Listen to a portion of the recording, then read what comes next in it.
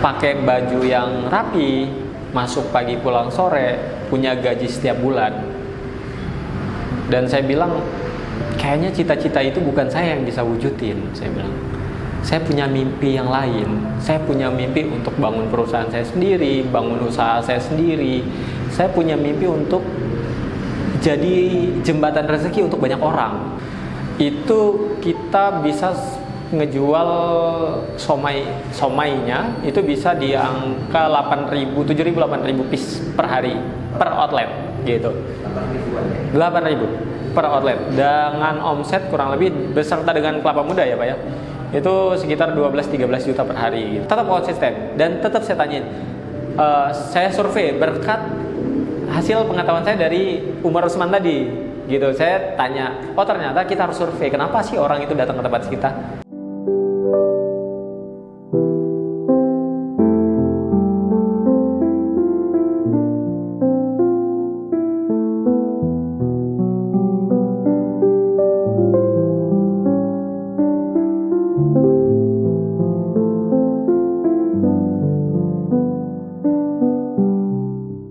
Assalamualaikum warahmatullahi wabarakatuh. Perkenalkan, nama saya Wawan Kurniawan, asal saya dari Lampung Timur. Kebetulan saya aktif di bisnis kuliner dan nama brandnya adalah Telamung Indonesia.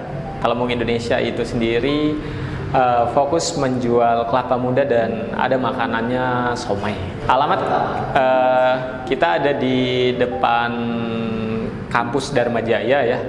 Lebih tepatnya di Jalan Zainal Abidin Pagar Alam, Kedaton. Nah, memang kemarin kita coba untuk viralin ya produk baru kita. Nah itu tadi Pak, kenapa kita selalu pikir setiap launching produk harus beda? Karena memang target kita harus viral.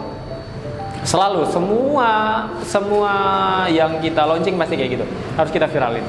Dan alhamdulillahnya memang yang terakhir ini sesuai dengan target viralnya gitu.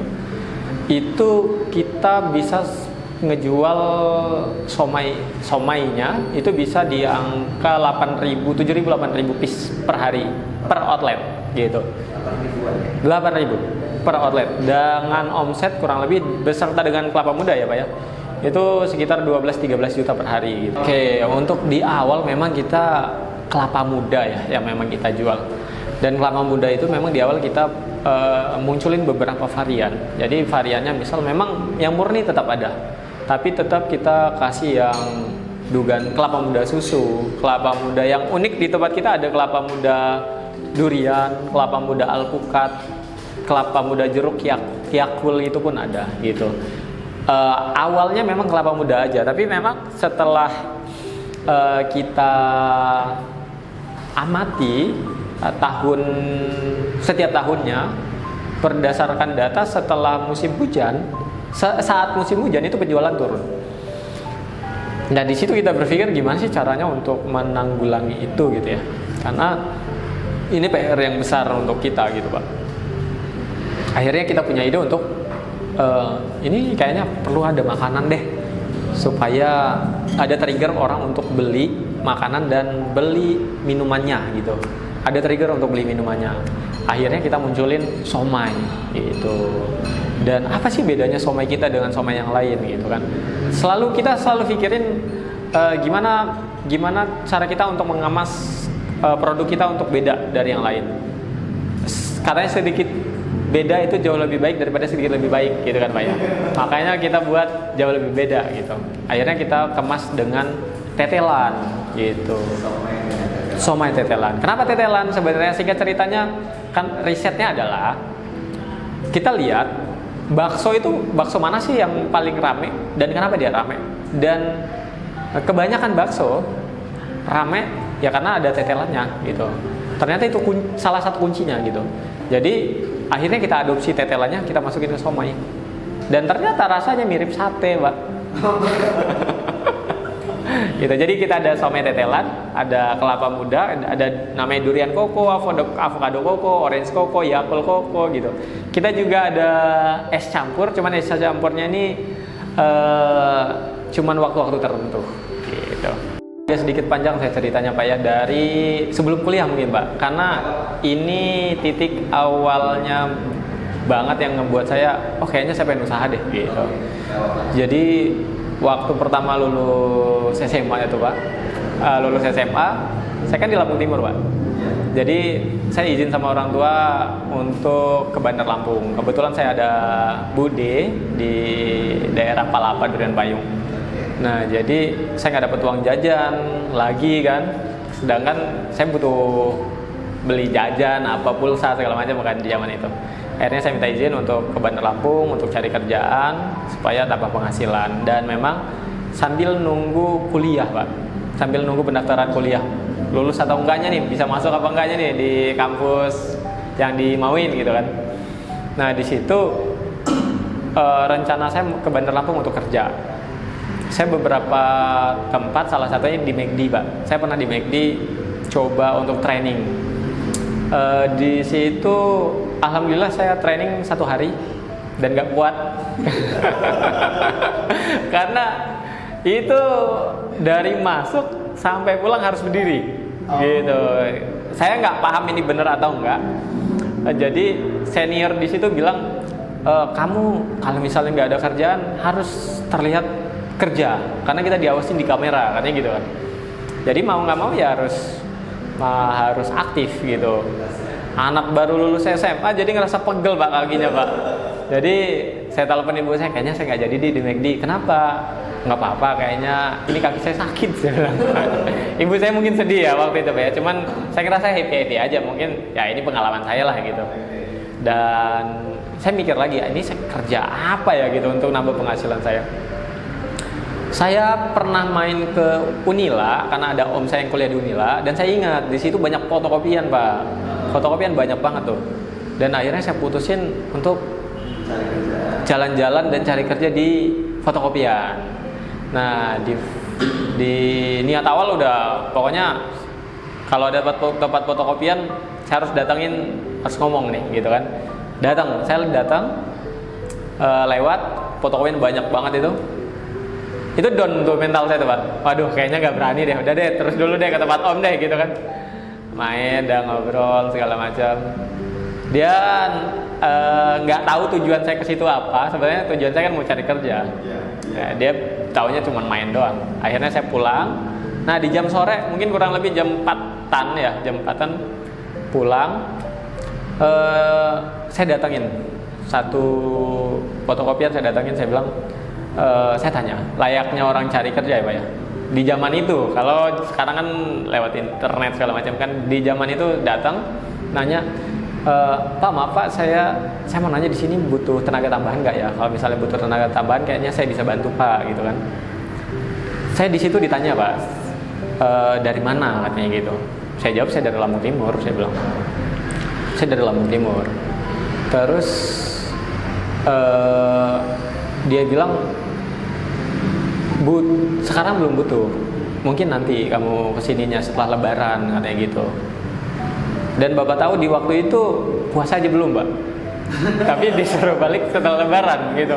Dan saya nanya gitu, setelah Lebaran pasti ada kerjaannya gitu. Dan dia bilang, ya belum tentu katanya, kamu sini aja dulu katanya gitu. Setelah saya pikir-pikir sekarang, itu cara orang itu nolak saya sih sebenarnya. Nolak halus, cuman saya aja nggak paham kan. Anak baru lulus SMA gitu Pak. Ya udahlah.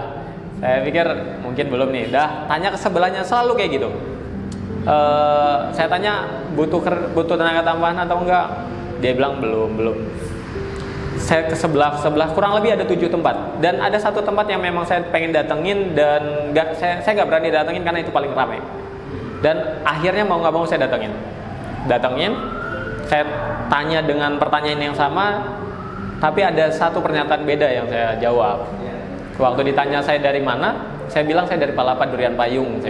Saya nggak bilang dari Lampung Timur. Saya dari Palapa Durian Payung. Terus, oke, kamu besok kerja katanya gitu. Dari jam 8 sampai jam 8 gaji 25.000 ya katanya. Kalau misalnya pulang malam nanti ada leburan lah 10.000 kurang lebih katanya gitu. Makan 1 hari sekali, apa yang kami makan itu yang kamu makan gitu. Saya seneng banget ya Pak ya. Dan itu 25.000 itu ya? 25.000. Dari jam 8 sampai jam 8 itu seingat saya, dari jam 8 sampai jam 8. Iya. Terus? Saya ngerasa seneng ya Pak ya, karena uang jajan saya waktu itu 5.000 sehari. Jadi saya rasa saya punya lebihan 20.000 nih yang bisa saya simpan gitu. Terus waktu mau pulang, saya ditanyain, saya dimintain fotokopi KTP. Kata ibunya, saya boleh minta KTP-nya buat saya fotokopi katanya gitu. Nah di situ saya mikir, waduh, saya bilang kayaknya ketahuan nih. Cuman ya mau nggak mau lah, kan saya mau kerja, dia udah jadi bos saya nih gitu kan. Saya kasih, dan ibunya kaget gitu. Kamu aslinya mana katanya? Saya bilang aslinya Lampung Timur. Dan dia langsung bilang kayaknya kami nggak bisa deh kalau misalnya untuk anak-anak kuliah katanya gitu. Alhamdulillahnya si bapaknya yang baik, namanya Pak Dejoni. Fotokopiannya masih ada sampai sekarang, fotokopi Joni namanya. Nah itu nggak apa-apa katanya, kalau besok kerja jangan telat. Dan saya kerja di situ selama 3 bulan kurang lebih Pak. Kenapa 3 bulan? Karena saya udah dapat kuliah saya gitu, jadi udah diterima. Jadi saya nggak enak kalau mau lanjutin. Dan waktu mau keluar, saya ditahan sama ibunya, sama Bude, karena kata Bude, kalau misalnya kamu mau kerja dulu, kalau masih mau kerja nggak apa-apa katanya. Kamu bisa kerja, pulang dari kuliah kamu kerja, tapi saya ngerasa nggak enak. Jadi kayaknya banyakkan saya kuliahnya nanti daripada kerjanya, tapi nyusahin malahan nanti. Saya pikirnya kayak gitu. Jadi mau nggak mau ya udah deh saya selesain aja gitu. Nah dari situ sih. Setelah itu aktif organisasi, jualan di kampus, jualan di pinggir trotoar. Saya pengguna trotoar yang mungkin kalau Pol PP tahu itu saya kena marah gitu. Memang bakso bakar lagi naik-naiknya, lagi hits gitu di 2014, 2015 itu lagi hits banget. Nah itu hasil dari obrolan teman-teman kampus. Saya bilang, ini bisnis apa ya yang kira-kira oke ya gitu. Dia bilang, udah bakso bakar aja. Bakso bakar mahal bro. Saya bilang ini biayanya perlu gerobak, perlu ini itu. Enggak katanya, kamu cuma perlu panggangan langsung kayak sate itu katanya. Kamu pasang banner di situ, perlu satu wadah box aja untuk wadahin bakso bakar kamu katanya. Jadi akhirnya saya pikir iya juga ya, murah ya. Saya minta uang sama orang tua, dikasih kalau nggak salah sih 1 juta kalau nggak salah, 800 atau 1 juta gitu untuk modal saya ngebuat panggangan, buat beli panci segala macam, kompor gitu-gitu. Akhirnya jalanlah usaha itu Pak, alhamdulillahnya. Jadi bangun jam 4, setelah itu sholat segala macam, udah beres-beres ke pasar, pulang sampai kosan itu jam 6, nyetak bakso sampai jam 8, jam 9 masuk kuliah, jam 9, 10, 11, jam 11 pulang, lanjut lagi cetak bakso, tusuk-tusuk, kuliah lagi jam 1, terusnya pulang lagi jam 3, jualan jam 5. Jam 4 harus sudah di tempat karena jam 5 ada mahasiswa keluar gitu. Jadi target saya di jam 5, jam 7 sampai jam 9 malam. Saya lulus kuliah, saya udah kerja. Karena saya sempat PKL di ada namanya perusahaan BUMN itu namanya Jamkerindo. Mungkin Bapak tahu ya, Jamkerindo. Ya. Nah, di Jamkerindo setelah itu saya PKL di situ. Setelah PKL itu saya ditawarin untuk lanjut kerja.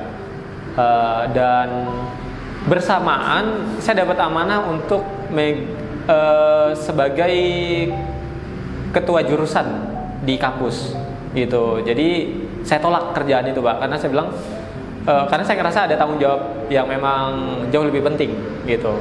Karena saya ke Bandar Lampung untuk kuliah, bukan untuk kerja dulu gitu kan. Terus saya tolak kerjaan itu, dan selesai saya menjabat, saya balik lagi. Saya tanya, masih ada kesempatan nggak untuk saya untuk di Jamkerindo?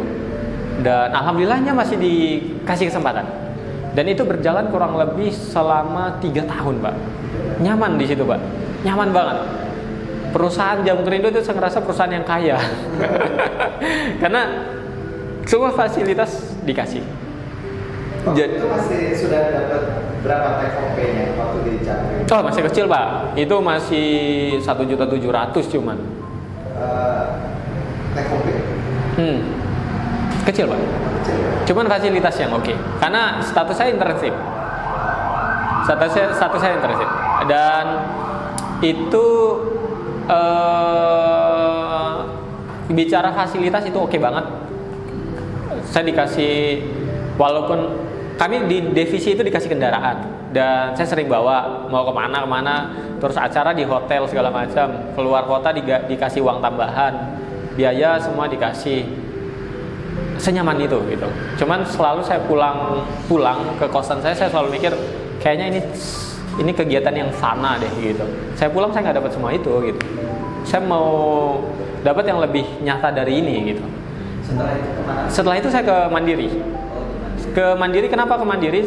Karena saya dapat informasi di Mandiri itu dapat pengalaman yang jauh lebih kompleks. Ketemu pengusaha-pengusaha yang memang jauh lebih kompleks gitu. Gitu. Mandiri di bagian apa? Saya di Mandiri di bagian kredit, Pak. Di bagian divisinya divisi kredit. Mikro kalau nggak salah sebutannya ya. Jadi semua proses pencairan saya ada bagiannya untuk menilai itu gitu. Jadi bagian itu yang saya suka. Iya. Dan saya sukanya saya bisa menggali semua informasi apa yang saya mau gitu. Kalau bicara penghasilan, saya ngerasa penghasilannya cukup besar. Di zaman Covid kami nggak ada pengurangan dan bahkan dapat uang tambahan, Pak. Kami dapat uang tambahan 1 juta per orang. Di yang saya dengar di mana di yang perusahaan lain itu dikurangin gitu kan, kami ditambahin. Itu per bulan bisa minimal 4 jutaan lah, minimal banget itu, minimal 4 juta 5 juta itu udah pasti dapat gitu. Cuman ternyata saya sadar ada hal yang memang yang nggak bisa saya dapat di situ. Saya merasa ya Pak ya, saya ngerasa orangnya saya punya cara yang jauh lebih mudah untuk ngelakuin satu kerjaan gitu. Sedangkan perusahaan punya SOP, saya nggak bisa ngerubah SOP gitu. Perusahaan punya SOP, saya nggak bisa untuk ngerubah itu. Tapi saya ngerasa kalau mau dapetin 10, nggak mesti 5 tambah 5, bisa 9 tambah 1 dapat 10 gitu. Kenapa harus 5 tambah 5 gitu? Nah itulah kenapa alasan saya untuk saya selalu bilang buat kerajaan sendiri walaupun kecil gitu Pak. Kebetulan banget orang tua saya itu ASN Pak, dan di kampung ini saya ngerasa double combo. Orang tua yang ASN itu biasanya nyuruh anaknya untuk jadi ASN juga, dan orang kampung mau anaknya punya seragam yang keren gitu. Ini jadi tantangan besar bagi saya, dan orang tua saya memang kaget tapi nggak terlalu kaget ketika saya minta resign, karena saya udah coba untuk ngajuin resign 2 tahun 3 tahun sebelumnya. Sebelum saya masuk di Mandiri saya udah cobain untuk ngajuin untuk resign gitu. Ke orang tua tapi Pak, ke orang tua, dan selalu ke ibu saya nggak ke bapak saya, karena ya walaupun kami dekat tapi masalah ini ada sedikit gap lah pokoknya gitu, masalah pekerjaan. Tapi saya nggak ada masalah sama orang tua. Maksud saya sama ayah saya selalu tukar pikiran, selalu diskusi segala macam hal ya Pak ya. Dan satu momen saya izin ke ibu saya dan saya nangis Pak. Saya bilang mungkin ibu sama bapak punya harapan ngelihat anaknya untuk kerja di perusahaan besar, pakai baju yang rapi, masuk pagi pulang sore, punya gaji setiap bulan. Dan saya bilang kayaknya cita-cita itu bukan saya yang bisa wujudin. Saya bilang saya punya mimpi yang lain. Saya punya mimpi untuk bangun perusahaan saya sendiri, bangun usaha saya sendiri. Saya punya mimpi untuk jadi jembatan rezeki untuk banyak orang. Saya bilang gitu. Mungkin cita-cita yang ibu sama bapak itu pengen bisa adik yang wujudin. Jadi bebannya saya pindahin ke adik saya Pak. Gitu jadi. Dan saya nangis, betul-betul saya nangis di situ. Di hari yang sama, ini informasi langsung sampai ke bapak saya, dan bapak saya langsung nanya dan menanggapinya dengan iya gitu. Gak apa-apa kalau misalnya kamu resign, tapi saya punya tantangan untuk kamu coba buat outlet baru. Pertama dari kenapa kelapa muda ya Pak ya? Kenapa kelapa muda? Karena ceritanya Di waktu itu ada teman saya di Bogor, dia selalu cerita kalau penjualannya turun, kelapa muda turun gitu kan. Saya sampein konsepnya Telemung sekarang. Saya sampein semua konsep Telemung itu. Ini kamu harus jualnya begini, konsepnya begini, tata letaknya begini, segala macam. Udah saya kasih semua. Tapi nggak pernah dieksekusi, Pak. Gitu. Akhirnya saya mikir, udahlah kayaknya ini saya aja nih yang harus eksekusi. Sayang banget nih ide bisnis nih gitu kan. Jadi akhirnya saya eksekusi. Kenapa kelapa muda? Karena memang saya ngerasa itu kelapa muda dari nenek moyang saya dulu sampai sekarang yang jual kelapa muda tetap itu aja. Jadi artinya bisnis yang bertahan, Pak. Gitu. Ya, sustainable-nya dapat gitu. Terus kenapa namanya Telemung? Telemung itu sebetulnya nama daerah, Pak. Bahasa daerah Lampung Timur, khususnya Lampung Melinting, kelapa muda itu disebut dengan Telemung. Gitu. Jadi Telemung itu arti bahasa Indonesianya kelapa muda. Kenapa pakai bahasa daerah? Karena berkaca dari setelah saya lulus SMA tadi, Lampung Timur dikenal dengan daerah yang kurang bagus gitu, Pak. Akhirnya saya mikir gimana ya cara yang ngenalin Lampung Timur dengan Lampung Timur yang oke gitu.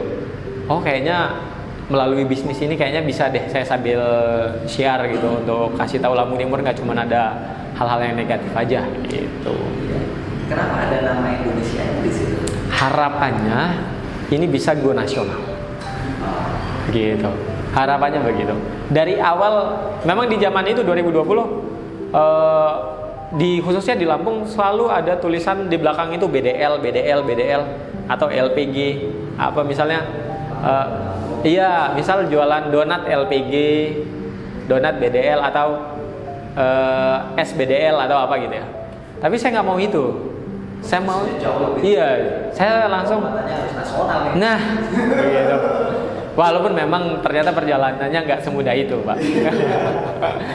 Jadi makanya kenapa kita namain Indonesia langsung gitu. Sama produksi mungkin di produksi manajemen outlet mungkin di angka 25-an orang mungkin ya, Pak ya. Iya, kurang lebih di angka segitu. Memang ini cukup telat tapi tetap kita lakuin gitu ya, Pak ya. Setelah viral kita pembentukan manajemen, Pak. Karena saya tahu saya nggak bisa kerja sendiri, Pak, dengan karyawan yang sebanyak itu, dengan omset sebanyak itu, dengan customer sebanyak itu ya. Karena di waktu itu bisa 500 orang, 600 orang per hari itu masuk ke satu outlet kita gitu. Itu cukup banyak dan saya nggak mampu untuk ngurus itu sendiri. Akhirnya pertama kita bentuk manajemen yang memang sesuai dengan posisinya masing-masing. Kita langsung bentuk di bagian marketing, di bagian operasional langsung kita bentuk, purchasing kita bentuk, urusin barang gitu ya. Jangan sampai barang ini habis, karena nggak mungkin kita viral, orang datang mau beli tapi barangnya nggak ada. Akhirnya kita bentuk purchasing, terus divisi keuangan juga kita rapihin gitu kan, supaya uang yang masuk nggak bocor kemana-mana gitu. Jangan sampai masuk angkanya doang, uangnya nggak ada gitu. Selain itu juga memang kita langsung siapin lagi rumah produksi yang lebih proper gitu, supaya kualitas barang tetap terjaga gitu. Alhamdulillah ini tahun ke-3 saya kayaknya, Pak ya, kurang lebih ya, tahun ke-3 untuk udah fokus ke bisnis Telemung ya. Pertama kalau dari saya pribadi, sebetulnya modal bisnis terbesar itu bukan uang. Menurut saya itu, Pak. Jadi modal bisnis terbesar itu bukan uang. Karena memang sebesar apapun uang kita, ternyata ada hal yang jauh lebih besar itu sebagai modal. Itu adalah pengetahuan. Gitu. Jadi seterpuruk-terpuruknya kita gitu ya. Menurut saya kita harus tetap bertumbuh. Walaupun bukan omset yang bertumbuh, tapi pengetahuan harus tumbuh gitu. Karena di momen yang saya bilang saya terpuruk tadi, saya rajin banget itu, Pak, dengar podcast. Salah satunya podcastnya Pak Budi Isman. Itu untuk memotivasi saya untuk tetap bertumbuh gitu. Artinya ternyata memang pengetahuan itu sepenting itu untuk menata perjalanan hidup kita gitu. Jadi mungkin untuk teman-teman yang sekarang lagi stuck atau lagi down mungkin ya, atau memang arahnya lagi belum tahu tujuannya, saya rasa kuncinya cuma satu sih, harus tambah pengetahuan gitu. Mungkin salah satunya nonton channel ini ya Pak ya. Gitu. Mungkin itu dari saya gitu.